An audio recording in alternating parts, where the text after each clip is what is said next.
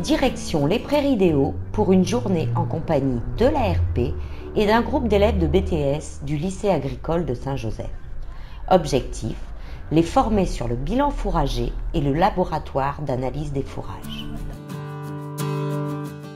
C'est une journée basée sur le bilan fourrager, mais aussi sur le suivi technique, c'est-à-dire commencer déjà à leur former sur le futur métier de technicien, on va dire.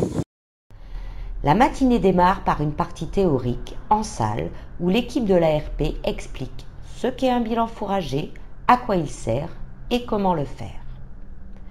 Et c'est parti pour le terrain pour mettre en application ce qui a été vu. L'objectif de la matinée, recueillir toutes les données nécessaires à la réalisation de ce bilan. D'abord, interroger les éleveurs sur leurs effectifs animaux, la consommation journalière de fourrage, la conduite du système prairial. Tout est passé en revue avant d'aller faire un tour des prairies pour étudier le parcellaire. Parcelles de fauche, pâturage. Le tour des prairies permet d'évaluer leur état et les variétés qui les composent.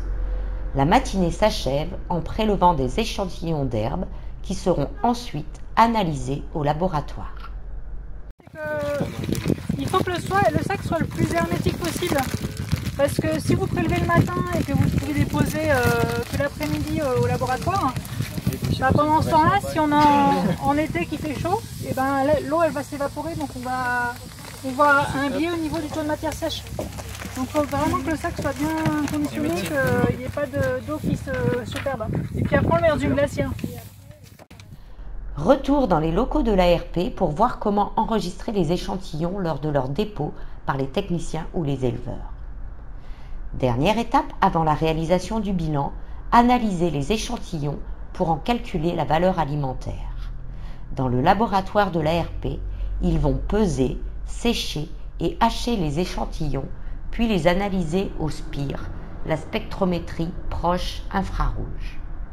Toutes ces données collectées, mises bout à bout, vont permettre aux élèves de sortir le bilan fourrager des 2 exploitations qu'ils ont visitées. On voit la face cachée d'une exploitation, on voit vraiment la réalité, toutes les analyses à faire pour alimenter ces animaux. Ça voit vraiment qu'est-ce qu'est le travail de technicien, on les accompagne, on le fait avec eux, donc oui, c'est enrichissant. Vraiment voir le travail du technicien, de conseil en élevage. Et ils viennent se confronter à la discussion avec l'éleveur, comment remplir les papiers. Et en fait, quand c'est une première fois, c'est pas forcément évident.